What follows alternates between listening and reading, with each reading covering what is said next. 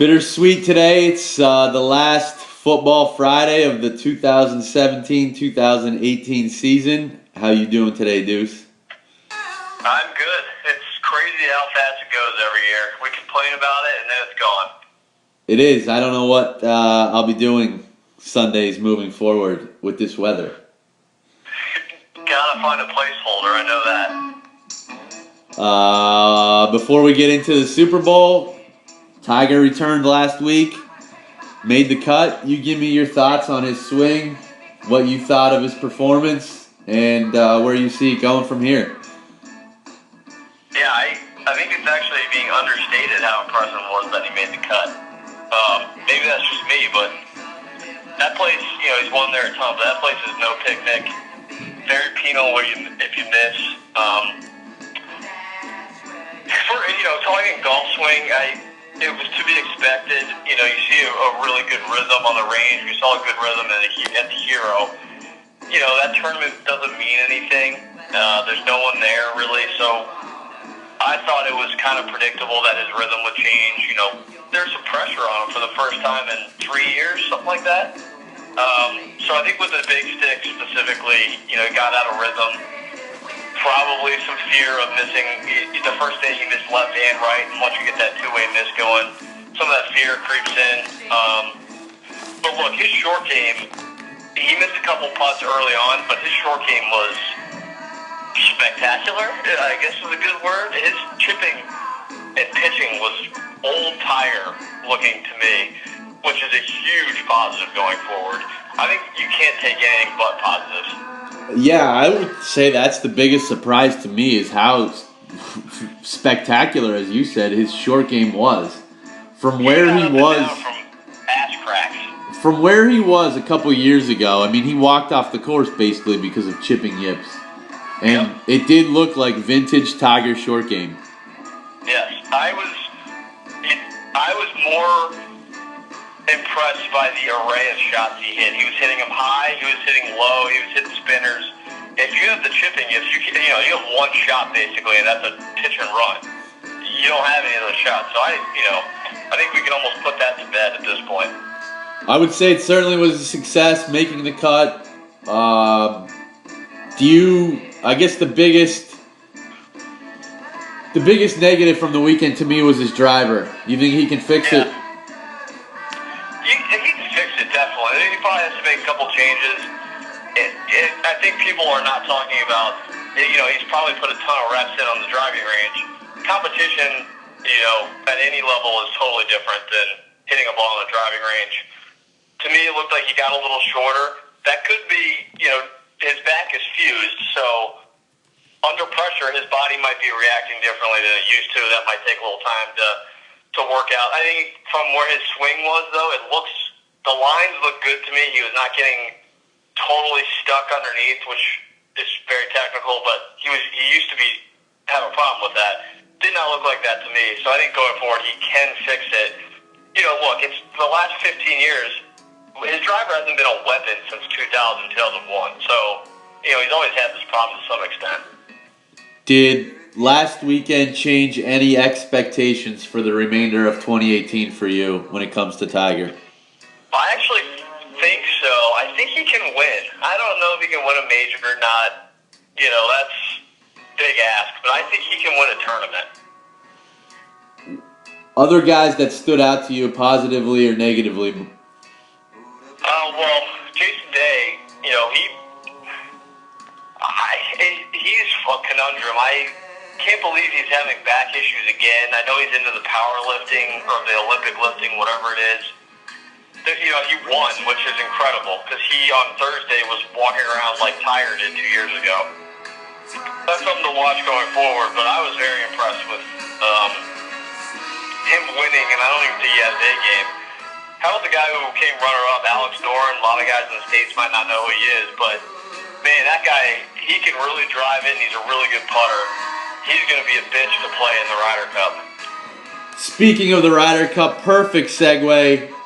I know that we've given out money all year, 87-71 on the year in football. If you're ever going to listen to us, you brought to my attention Europe in the Ryder Cup future is currently plus 125. Absolute steal. Absolute stealing money. If you're ever going to listen to us, now's the time. Free money right now. I'm looking at the website right now. It's still there. Please take it because the Euro team, it is in Paris. They're coming off a loss. It is at Le Golf National, which is a very stadium-like course, so it is going to be insane. That course is very, very penalizing off the tee. Look, America's very strong at the top. But those 8 through 12 spots, I'm telling you this year, Europe is going to be way stronger in those back-end spots than we are. We talked a little bit before coming on the podcast. How surprised would you be if, come September, Europe was not the favorite? I would be shocked. I honestly don't think there's a chance. I think it could hang around the number that it's currently at until we get into, July, August. But I think once you start to see how the teams are going to be shaped, because right now it's still really early in the standings, quote-unquote, especially on the Euro side because they use two different systems. Once we start to see how the teams are going to be shaped, I think we're going to get a sense, I think the betting market is going to get a sense that Europe from top to bottom is stronger than the Americans this time around. Well, the good news for the Europeans is it appears that J.B. Holmes is playing for Ryder Cup points. I like that he was going against Noren, too, so he's already putting that slow play in his mind. Can you give me your quick thoughts on that situation? I know it's been talked about and tweeted about a lot this week. Yeah, I've seen some tour players actually back him. They're kind of saying it's a problem larger than that. I'm not sure how you can make it more than what it was. The guy took 4.5 minutes to lay up or to go for it. To me, it's an easy decision. I get there was wind. I get he was in the tournament. But to me, it was 2 clubs. It wasn't, he wasn't making a decision on some sort of shot. He was either going to hit a 5-wood or an iron. There has to be a shot clock or something. And I hated what the commissioner came out and said. Basically, he said, the slow play initiative or the slow play penalties have to take into account the heat of the moment, in quotes. So basically, if you're in contention to win, slow play means nothing, is what he said, which is totally opposite of the object of the rule. So I hate it. I like to play not fast, but I like to, not wait around. So for me, that was just the worst. Well, Alex Noren was just fiddling with himself for 5 minutes. To counteract the commissioner's statement, when does the heat of the moment start? You could argue it starts on hole 1 of the final round if you're in contention. Exactly. One shot, first day doesn't mean anything less than one shot on 18 Sunday. Yeah. Do you Going back to the Ryder Cup, though, if you know your team's going to be weak, do you just put JB and Kevin Na in a pairing and tell them to annoy the shit out of the other team? It's a strategy. It's not the worst. Especially if they're going to be in that back half of the U.S. team at 8 through 12, as you alluded to. Yeah.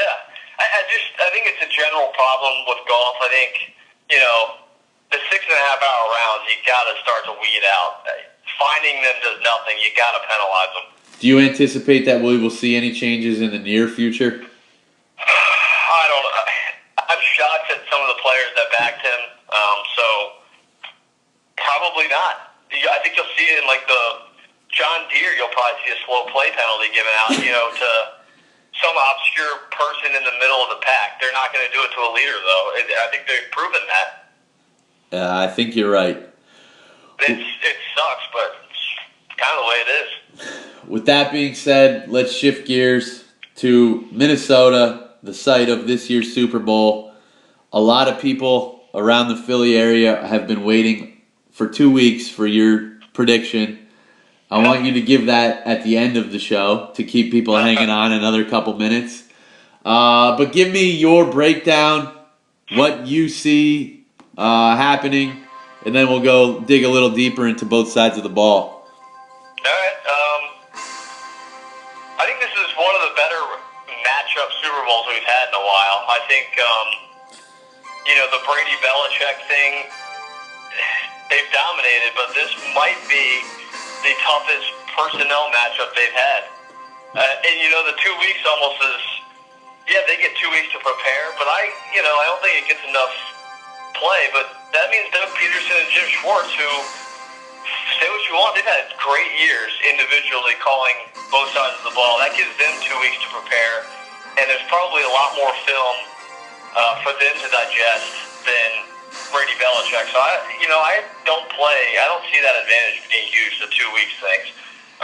To me, this is just a really good matchup Super Bowl if you want to watch player versus player matchups. Yeah, I think you're right on. In alluding to the 2 weeks to prepare, just go back and watch what they did to the Falcons when they had 2 weeks to prepare. Sure. I thought Peterson called his best game of the year against the Falcons, and Schwartz had a great game plan to shut down an offense that I would say has better weapons than New England. Certainly not a better quarterback, but better weapons. Yeah, totally agree. I think it's harder to game plan for the Falcons than it is the Patriots from a personnel standpoint. The biggest issue that I have being an Eagles fan is the Giants had success twice this year going to a hurry-up offense, which I assume at some point Brady's going to go to, and he's dynamite, calling plays at the line of scrimmage. He's not going to allow that Eagles defensive line to rotate. But at the same time, I don't think that Belichick wants his defense on the field all that much. So it kind of counteracts each other. What do you see happening with that scenario? Do you think we'll see more hurry up from the Patriots? Or do you think they're just going to play it straight up and hope that they can block that Eagles defensive line? Well, it's interesting because I thought they would use that method or that strategy a lot against Jacksonville, because their front seven's really good. They didn't use much of it. I don't know if they were confident that they were going to win that game and they wanted to hold some of it back or what. To that point, Brady is the best ever to do that. He just has the whole playbook at his disposal when he goes to the line. I guess Peyton Manning was pretty good at that too, but he's very good at when they go to the hurry up basically between plays, but then he can use the whole clock and keep your defense on the field. I feel like that's a little bit underrated, where he keeps your defensive linemen from rotating, but then he still is a possession eater. So I would look for that if it's actually a true hurry-up where they're just going right down the field, or if he is just keeping the D-line off the field. Good point. Versus moving fast, I guess, if you want to say it that way. Yeah, that's a good point. Which, with that being said, I think third down is going to be huge for both offenses. The Eagles certainly want to keep drives alive. I think that they'll eat clock. 2 years in a row, Peterson's and the Eagles' offense have led the league in time of possession, and that's going to limit Brady's possessions. So I think you're absolutely right on that it will be a hurry-up, but just a hurry-up to the line and call a play and see what the Eagles, to keep the defense on the field. Exactly. Yeah, I think there's plays to be made for the Eagles on offense. So honestly, I don't think they need to change their strategy, what they've been doing the whole year. I almost think it's more important this game than any other game they've played. They've got to be successful on third down.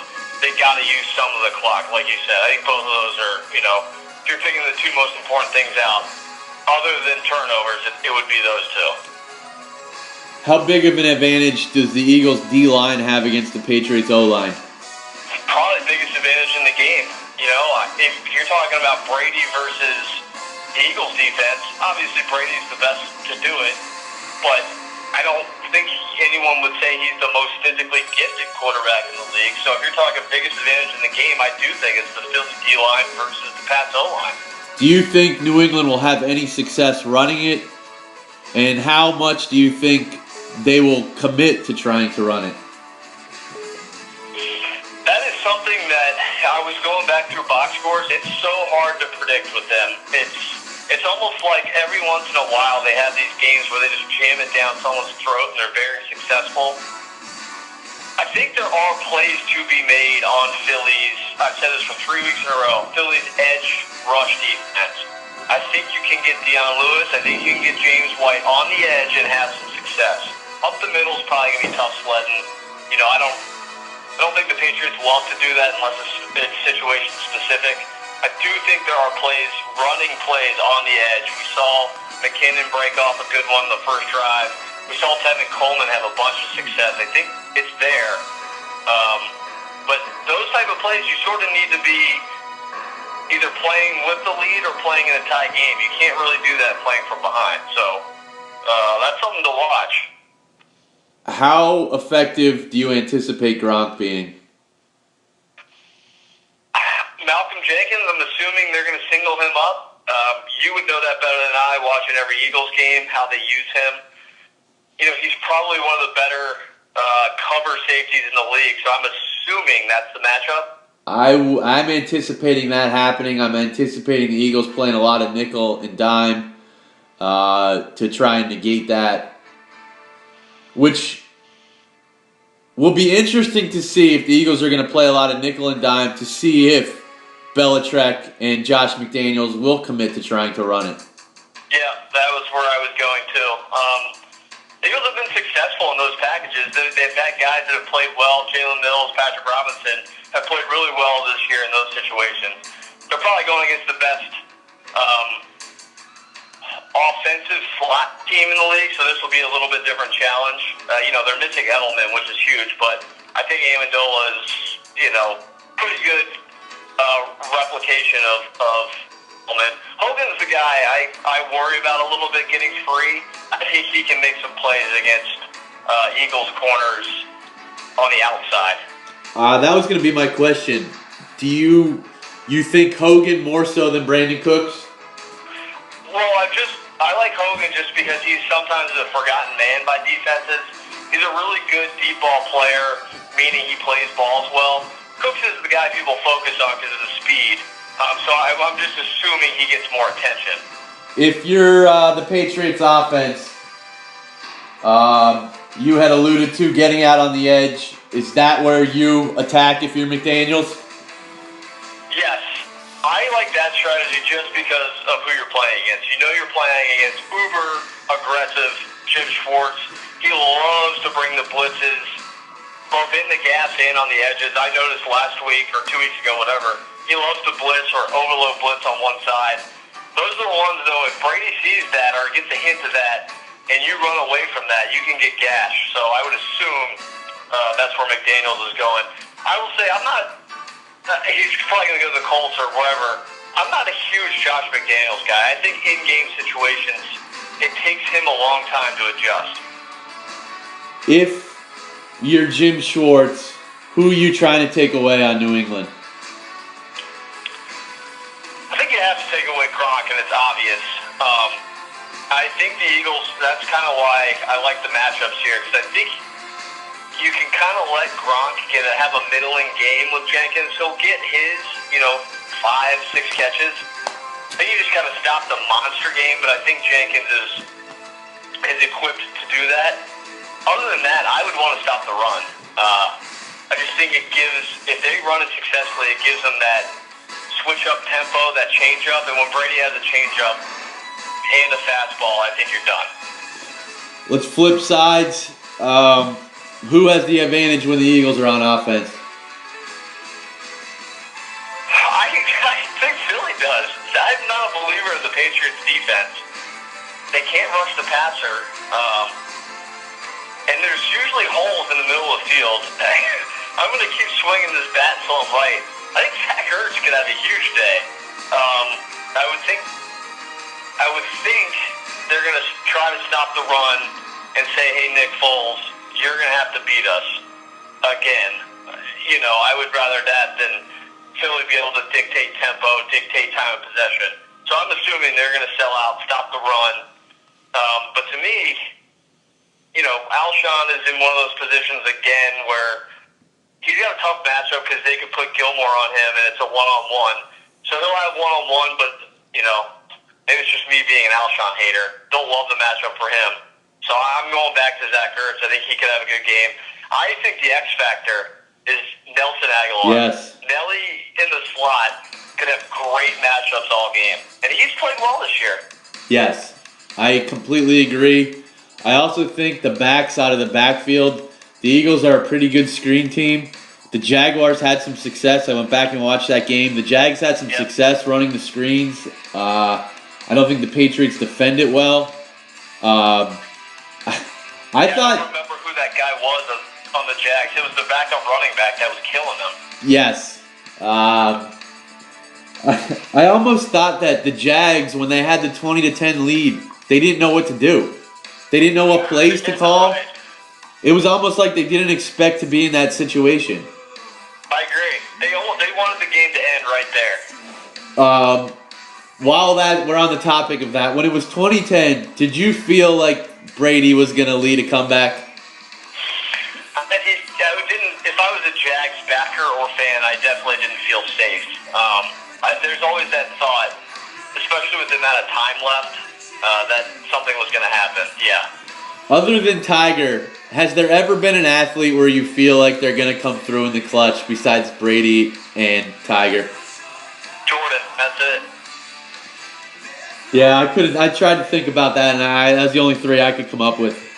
You know, with the utmost confidence, yes. There's other guys that you're like, oh, he might do something, but, you know, if you just think back to 2000s, you knew Tiger was going to make that putt. You just knew it.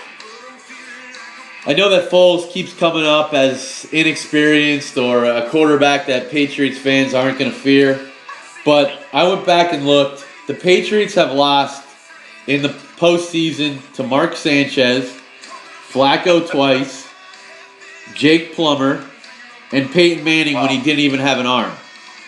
Yeah. So, I think those are more relevant than the Sanchez and the old Peyton Manning, because I don't think Foles has the biggest arm. The Flacco killed him deep a few times. Yes. And the Ravens were a really punch-in-your-mouth team, so I discount them. But I agree. I don't think the angle that he's this, he needs to basically hold the ball. To me, that he's a much better version of Bortles, and I prefer Peterson offensively to the Jags OC. I kind of like the combo of Foles and Peterson against this defense from a, experience factor. This is a game he certainly has no experience playing in. He could step in there and be completely in over his head, and I'm referring to Foles. Sure. But a lot of the success certainly came with Chip. But if you compare his stats to Carson Wentz, he's got better stats than Wentz through the same amount of games. And I know I'm taking into account Chip's seasons, but Foles has not really thrown that many interceptions. No, he's thrown, his touchdown to interception ratio is exceptional. That's why I don't like the game manager stuff, or, he just doesn't have to make the mistake. He is, by all accounts, he attacks, which, in this game, that's kind of what you want. The Patriots front four, front seven, do you expect them to be able to put any pressure on without blitzing? They haven't really, there was one or two games towards the end of the year where they got some pressure. I don't see how the Eagles line is still pretty good, even without Peters. That's kind of the problem, having seen pressure coming without blitzing. There's no way Lane Johnson's giving up anything, so I don't really see how they get pressure here without blitzing. And that's the point I'm leading to, is Foles the last game against Minnesota, who has a way better defense than New England, all things considered. Yeah. He had time in the pocket and was able to step into throws. Where you're going to get Foles to make mistakes or panic is when you get him moving backwards or moving in the pocket. I don't see the Patriots being able to do a lot of that. Yeah, you would think with a guy like Foles, you would have to disguise something with a blitz and make him make that quick second decision and make him make a mistake. I would assume with the Patriots defense, the way it's built, they are going to try to stop the run. They will let Foles move the ball, and then they will basically bet against him in the red zone is how I see it going. Yeah, that's a good point. The interesting thing to me is Peterson's been pretty unorthodox in his play calling running things that defenses aren't expecting. At times they're not expecting it, which has led to a lot of third and longs for the Eagles, in which they've been able to convert. A lot of that has been with Wentz and with his legs. But it will be interesting to me to see how Belichick attacks the Eagles on third and long. I agree. Third down to me is so important. If he's in manageable situations, I think they could kill New England. The whole playbook is open at that point. I think that's when Peterson's at his best and New England is on its heels. The third and 12s, third and 10s, that's where I worry a little bit about the decision making. But if he has time, then it's really not an issue. One thing that I was able to watch, I watched a breakdown of the Eagles' RPO. And then I listened to Steve Spagnuolo, the defensive coordinator for the Giants, who said he had to defend it twice. I don't know how a linebacker stays disciplined with how good the Eagles' offensive line is when they go out and try and block in the run. And I don't think New England's linebackers are very good. Just adding another wrinkle to that. I alluded to Foles not having much experience in big games. How much of a factor, how much do you take in to the Patriots being there so often? I think the advantage comes at the beginning of the game. Those guys have all been there for the most part. The jitters, the excitement, I think they'll stay calm. First quarter to me is where that advantage comes in. You don't really know how the Philly players are going to react. I don't even think it's just Nick Foles. I think it's the whole team, dumb penalties, dumb mistakes. First quarter is when you see that really happen. If you're the Eagles not being in this situation, you're Doug Peterson, you win the toss. Do you want the ball first, or do you want to put the defense out on the field? I am usually, you defer so you can try to score before the half and get the ball back. I think in this situation, though, I would not hate to get my offense on the field and make a statement. I don't know. You know the team much better than I do, but I feel like it's dangerous to defer. If the Patriots march it right down the field, I would be, that could be really deflating in a Super Bowl. I feel the exact same way you do. I'm not sure which way he'll go. Typically, he has deferred to go to the Belichick strategy of trying to get the ball right before half and then right after half. But I kind of agree with what you just said. Yeah, Minnesota marched right down the field. It wasn't a problem. To me, the situation is just a little bit different where if that does happen, panic might set in. And obviously you want to avoid that at all costs with a team that does not have this type of experience. All right, well, let's hold off on the picks. Let's move over to the props. Yeah. Send you a full list. Give me a couple that you like, and we'll discuss. I have 6. Some are football related, some are not. And I feel better about these than I have any game all year. First one, we're going to go NFL-ish. Roger Goodell, plus 120. Player leaves with concussion symptoms and does not return.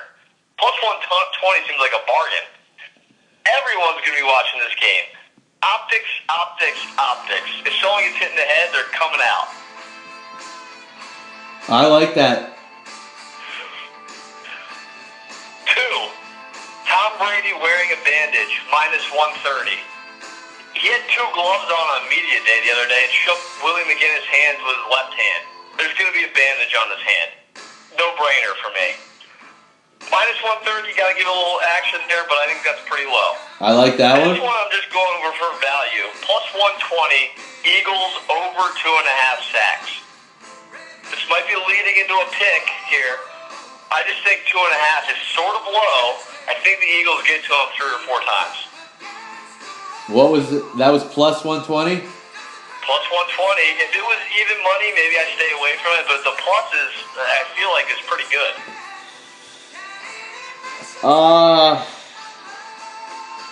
Well,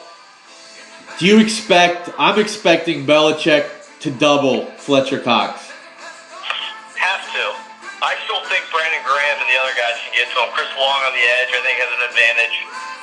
If the Eagles are able to rotate the D-line, I agree. 2.5 should be. You should hit the over on this.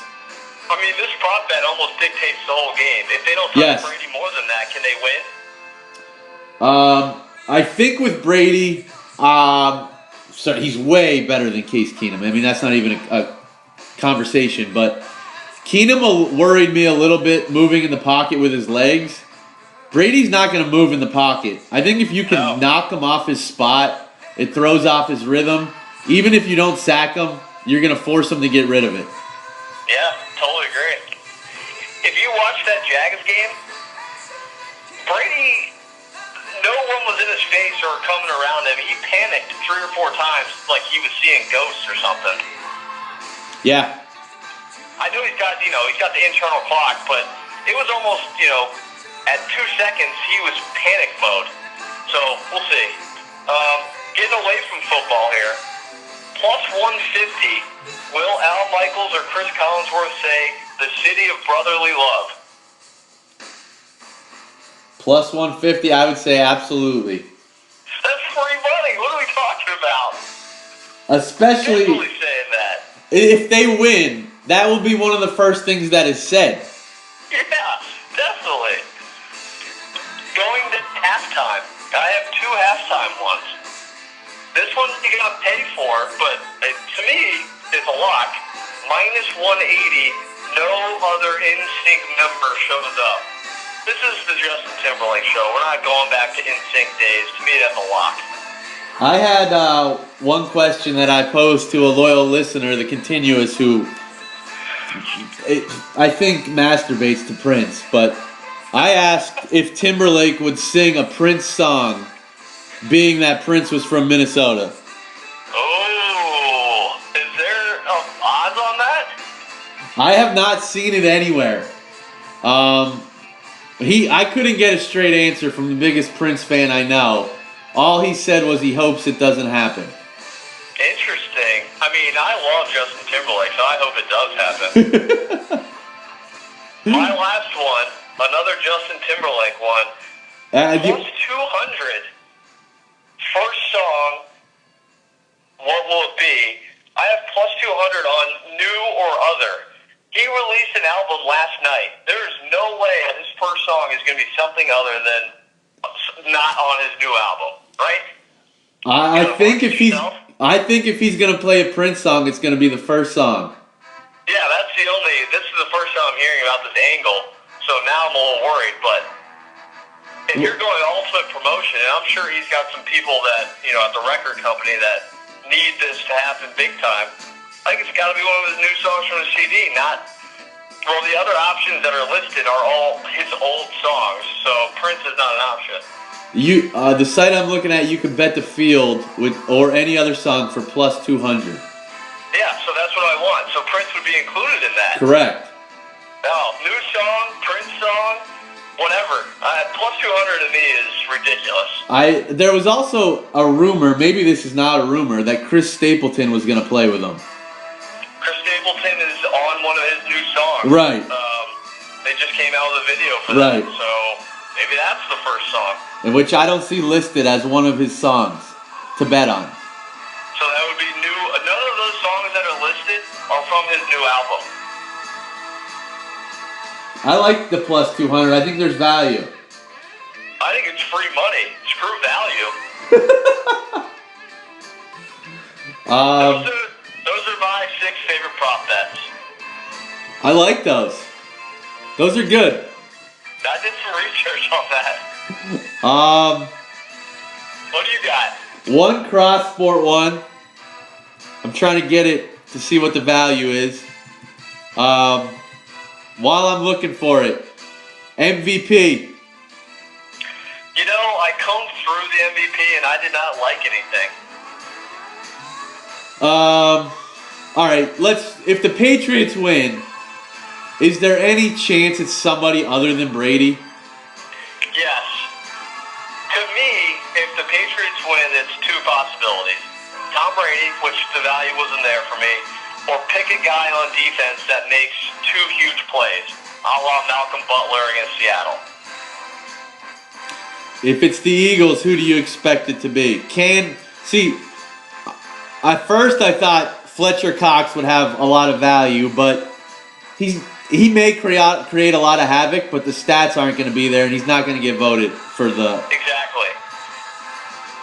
My man crush is so big, the only guy I would want action on is Zach Ertz. Yeah. Here it is. Trae Young tomorrow against Texas. Assists, points, and rebounds. More points, all those combined, than the Patriots-Eagles combined points. Plus 100. Interesting. Who do they play? Texas. Shaka. So rivalry game. And Shaka's got that up-tempo. I expect points to be scored. I like that. That's a good one. This is giving away at least the score prediction. Exact margin of victory, 3 points, plus 440. You're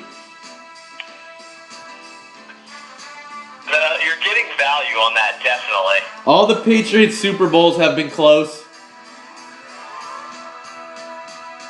How many have been 3 points? All of them? All of them but one? The first 3 were 3 points. They lost to the Giants by 3. They lost to the Giants by 4. Yeah.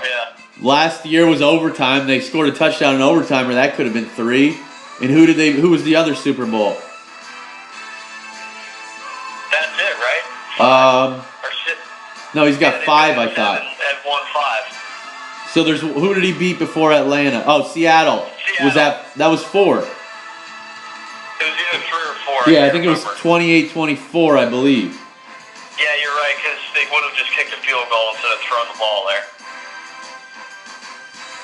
Yeah, so they've all been close.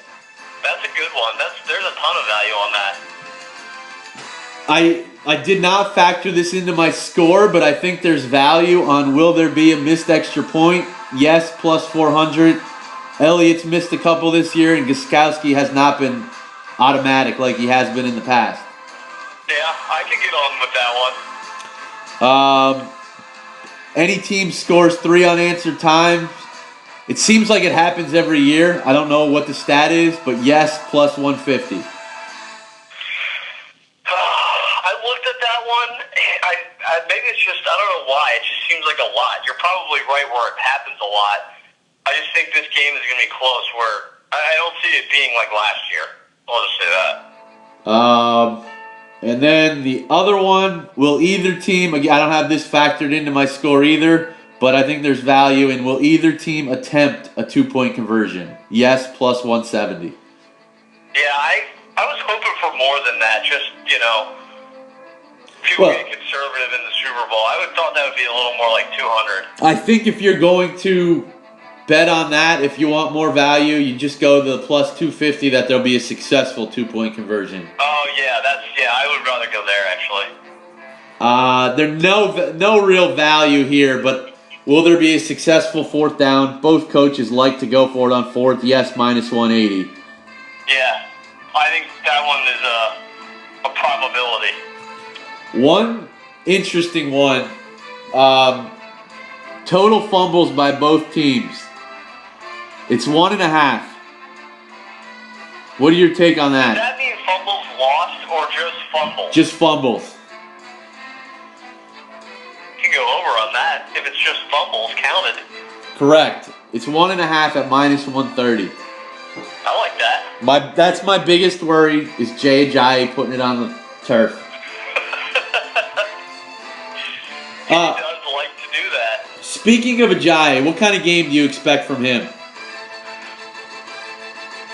Average.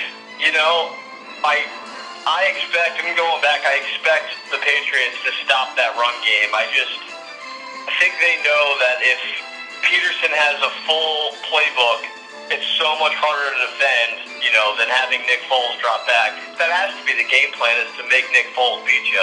I can't imagine letting them dictate tempo and having just run-pass options, run, screens, hooks over the middle. I mean, it just opens up everything if you can run the ball.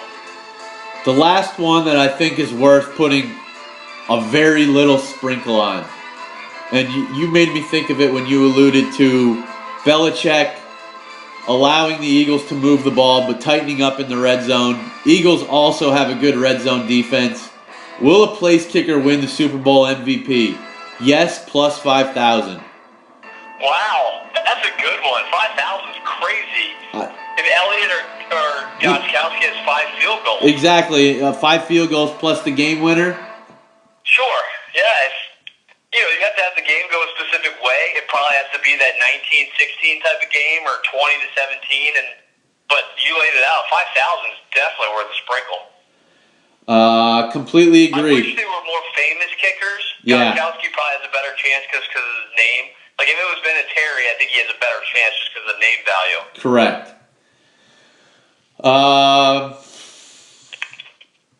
I don't see player props on the site we were looking at, but I did hear Ajayi's over-under pass catching yards is 19.5. I think that goes over easily. Interesting. Let me see. If I have it on mine here. If I can find player props.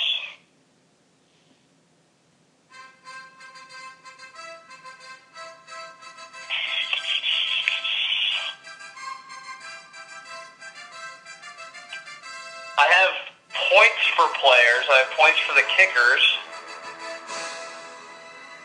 I have Bill Belichick's hoodie color. Yeah, I don't have player props either, which is kind of weird.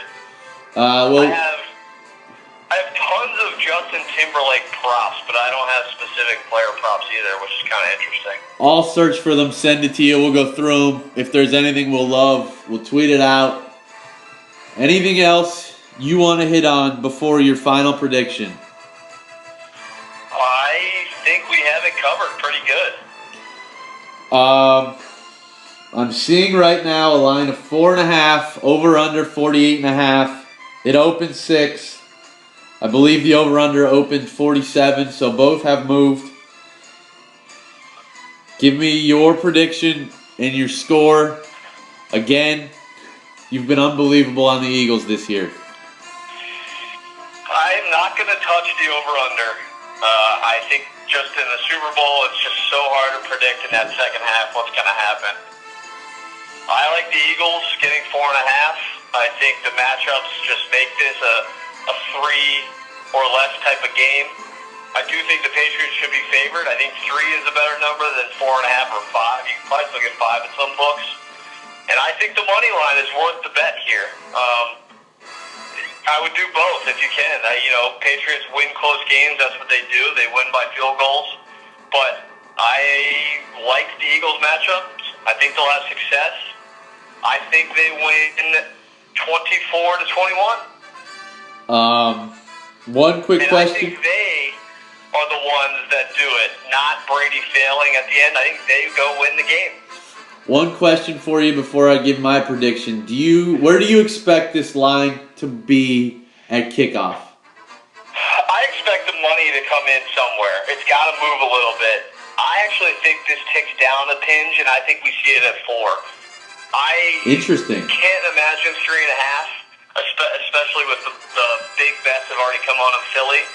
You probably see it tick between 4 and, maybe late. Some people buy back on New England and get back to 4.5. But I don't see this thing going, more than that. Interesting. Yeah, I think you're right. I don't think it's going to end up in no man's zone either. Any concern with the supposed big money coming in on the Eagles? Not the big money. I worry more. The 2 weeks is almost a detriment when it comes to this because I started to second guess myself the last few days. To me, I worry more about the percentage of public betting on Philly. That scares me more than the big bets on Philly. Yeah. I see some more analysts picking Philly, which makes mainstream Joe pick Philly, which worries me. Yeah. But I just, before we got on the call, I went back to the matchups, and I just think they match up better than anybody else does against New England right now. Well, 26 years ago, the Eagles had a slogan to bring it home for Jerome. It hasn't come through, but Sunday is Jerome Brown's birthday. The Eagles are going to finally bring it home for Jerome. 23-20. Yeah. I love the Eagles in this game, and it scares me how much I like them. Yeah, grease the poles. If they do lose, it's not going to be because they were intimidated. I've never seen a team as loose as they are, as relaxed as they are. It's just going to be because Tom Brady is that friggin' good. And if they do lose, it's going to be... He's going to put on a show, Brady.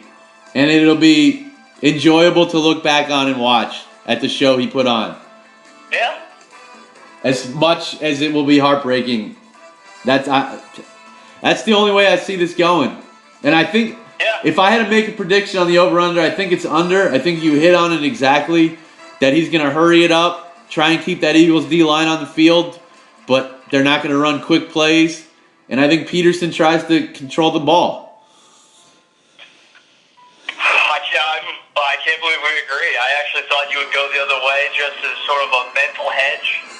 You know, you win-win situation, but I mean, I think we think the same thing here. I would like to. I think the Patriots do have some advantages with the running backs out of the backfield and on the outside. But football, Andy Reid taught me, it comes down to offensive and defensive line. And I think the Eagles have a major advantage defensive line, and I think they have a big advantage offensive line. If this was anybody else playing quarterback, this would be, to me, my favorite Eagles bet of the year. I've had a couple others where I just absolutely loved. Brady just has that little seed of doubt, because like you said, he could just have a transcendent game. I don't want to get ahead of myself here, but, you know, he's 40. I don't know how many times you can do it. I've been calling the LeBron fall off here for a while. I think it happened, you know, last year for him. I think that was it. I think the Eagles are young and hungry, and like you said, they don't seem intimidated at all. I think you're going to see them come out and punch them right in the face. Take away Brady and Belichick, the names, the experience. I think this is an easy bet. But obviously, as you said, the seed of doubt is there, understandably so. If you took away the names, you know, this would be in my top 3 favorite Eagle bets this year, and I have loved them a few times. The names just, you know, I still really like them. You know, don't get me wrong. I'm telling you to sprinkle the money line. I think it's a really, really valuable bet. Just tiny seed of doubt with those names. Well, we going Eagles official for the last football bet of the year? Yeah, I think we have to. There's not a doubt in my mind. Plus 4.5, 87-71 on the year. Awesome year, betting-wise. Even better year talking football with you. Thoroughly enjoyed it. How about a round of applause for Johnny Davis hosting this thing? You just do a great job. You were great bringing it all year, and it's going to continue as we move into golf season. Can't wait to break it down next week and talk golf, as well as the association. We'll get a big mid-season NBA one going. It's not the same as football, but we'll keep it up. Great job by you. Enjoy the game. Enjoy the weekend. Tip of the cap to the host. Talk Good to you luck, soon. buddy.